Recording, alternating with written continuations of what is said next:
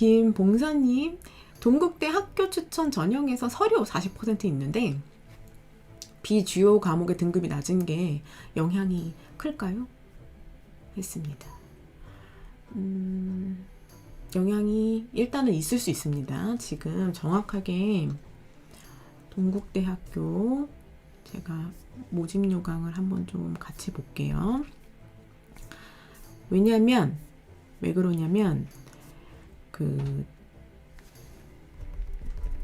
동국대에서 지금 교과 전형을 운영을 하면서 서류를 넣어뒀잖아요. 그 이유가 지금 학생들을 이제 선발할 때 사실 동국대학교는 기존에도 종합 전형을 2개로만 운영하면서 교과 전형을 운영할 계획이 이제 없던, 그렇게 운영하던 학교였는데 이제 교육부의 방침에 따라서 교과 전형을 운영하게 되면서 동국대학교에서 뽑고자 하는 그 기존에 뽑는 학생들의 풀이라든가 인재상의 모습들이 좀 달라지게 되는 그런 상황이 된 거예요. 그래서 이제 동국대학교가 이번에 교과 전형을 설계를 하면서 가장 중점을 두어서 좀 고민했던 부분은 뭐냐면, 기존에 학생들을 뽑았던 그 군 특징을 크게 흔들지 않고 싶었던 거예요. 크게 흔들지 않고 싶었다. 그래서 기존에 또 있었던 학교장 추천 전형에서 서류 100으로 뽑았던 것처럼 비슷한 학생군을 뽑고자 하는 것이 이번에 동국대가 이런 전형을 설계하게 된 그런 이제 방향이거든요. 그래서 지금 이제 화면을 잠깐 같이 보시면 이게 이번에 동국대학교 학교장 추천 인재 선발하는 내용이죠. 동국대학교 모집 요강입니다. 이 뒤에 가보시면 학생부 교과에 대해서 어떻게 선발하겠다. 요거는 이제 정량평가하는 부분이죠. 이렇게 되어 있고, 요 서류평가 부분을 보시면 이게 지금 이제 서류 40%에 해당하는 그 부분이 되는데, 거기에 이제 평가 요소를 보면 지원 동기 당연히 들어가고요. 10%. 그 다음에 인성 및 사회성이 20%가 들어갑니다. 근데 보통 이런 경우 있어요. 이제 교과를 몇 퍼센트, 이게 50% 이상으로 몇 퍼센트 정량 평가를 운영을 하고 여기에다가 서류 정성 평가를 함께 넣어서 운영하는 교과 전형의 경우 대학마다 조금씩 차이가 있을 수 있지만 어쨌든 지금 여기 뽑는 게 교과가 해당하는 게 이제 50% 이상이 될 때 교과 전형에 해당이 되는 거거든요. 그때 대학마다 좀 특징이 있어요. 예를 들어서 고려대학교도 지금 이렇게 서류를 넣어서 하는데, 그런 대학 같은 경우에는 지금 이 서류 평가 요소에 가보면 학업 역량 부분을 평가하지 않겠다고 평가 퍼센트가 없어요.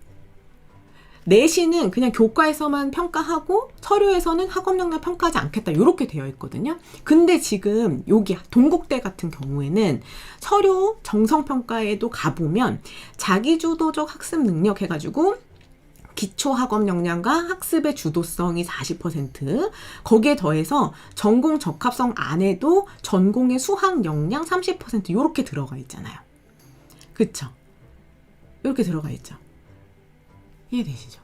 그러니까 기본적으로 만약에 지금 이제 우리 김봉선님께서 질문하신 것이, 예를 들어 내가 인문계열에서 어차피 국수, 사, 영, 한국사에서 10과목을 뽑아서 여기 되게 우수한데 나머지 뭐 나랑 계열이 다른 과학 과목이라든가 아니면은 내가 10개로 선택하지 않은 그 기타 나머지 과목에 대한 성적이 좀 낮으면 확실히 영향이 있을까요? 에 대한 내용이잖아요. 그 부분을 지금 동국대 같은 경우에는 요런 평가 요소에서 일단 평가가 들어가는 거예요. 특히나 전공 수학 역량 같은 경우에는 나랑 계열이 전혀 다른 그런 과목에까지 편차까지는 나가지 않겠지만 내가 선택한 10과목 이외에 다른 과목이 이 군에서도 성적의 편차가 좀 크다. 그러면 당연히 요 퍼센트에서 감점되는 부분이 있을 거고, 여기 기초학업 역량이나 학습의 주도성 부분에서도 감점되는 부분이 있을 거예요. 제가 이걸 왜 설명을 드리는 건, 이렇게까지 펼쳐서 설명드리는 이유가 있어요. 이유가 있는데 뭐냐면, 제가 요거를 펼치기 전에 이렇게 주절주절 설명하면서 말씀드린 것이, 기존에도 동국대학교는 계속해서 학교장 추천 전형을 운영을 하고 있었어요. 추천 전형을 운영을 하고 있어서 서류 100%로 운영을 했는데 이게 이제 자소서도 없는 학생부만 내는 그런 평가였고 그 다음에 두드림 전형은 계속해서 지금 똑같이 이제 운영을 해오고 있었단 말이에요. 역시나 종합 전형으로. 근데 요게 이제 요 모습이 학교장 추천 전형이 똑같은 학추 전형이긴 한데 어쨌든 교과가 정량으로 들어간 정성평가가 섞여진 이렇게 되고 두드림은 그대로 변화가 없죠. 자, 그럼 봐봐요. 동국대 입장에서는 기존의 두드림에 들어올 만한 애들은 두드림으로 쓸 거예요. 전공적합 역량이 상당히 높고 기본적인 전공에 대한 학업 역량도 있지만 내 전공에 대한 잠재력이라든가 탐색 경험이라든가 이런 부분들을 충분히 보여줄 수 있는 친구들은 어차피 두드림으로 쓸 거란 말이에요. 그러면은 제가 뭐라고 했어요?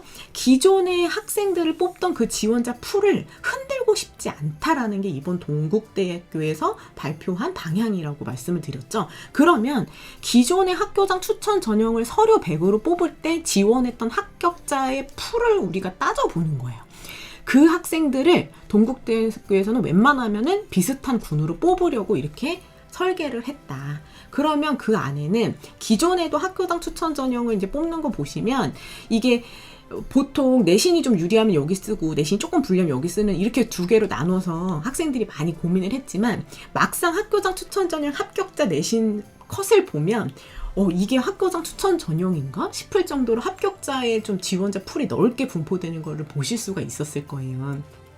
그런 걸 보면 동국대학교에 좀 지원해서 이 학추 전형에 붙었던 친구들이 전체 과목을 좀 열심히 챙기면서 학교 생활을 충실히 했던 그런 친구들이 지원하게 되는 거고, 이 두드림 같은 경우에는 내가 전 과목을 다 챙기진 못했어도 전공에 대한 학업 역량은 충실히 보였던 친구들이 좀 지원하는 그런 특징을 가질 수 있는 거고, 이런 지원자 풀을 나눠질 수 있다 보니 아무래도 이 10과목을 제외한 나머지 교과에서의 성실성도 이 평가 부분에 반영이 되어서 점수화될 수 있다라고 보시면 되겠어요. 그러면 지금 일단 질문하신 게, 그러면 제가 좀 편차가 있는데 이것 때문에 타격이 너무 커서 합격이 안 될까요? 이거를 물어보시면 이건 어디까지나 전체 정성평가이기 때문에 그것만 가지고 판단하진 않을 거예요. 그리고 주요 과목과 비주요 과목 간의 편차가 어느 정도가 나는지, 기존에도 종합 정성평가에서 제가 비주요 과목의 경우 내가 제일 잘한 과목보다 최소 2등급 이상은 벌리지 않게끔 해야 된다. 그래야 버렸다는 평가를 받지 않을 수 있다. 이거를 늘 강조드리고 있거든요. 그러니까 어느 정도 편차가 나는지, 그러한 상황은 왜 그렇게 만들어진 것인지를 이제 맥락적으로 평가를 하겠지만 어쨌든 편차가 좀 큰 경우에는 감점되는 부분이 분명히 있을 거다. 이렇게 보실 수 있을 것 같아요. 참고해 주시기 바랍니다. 자, 내려가 보겠습니다.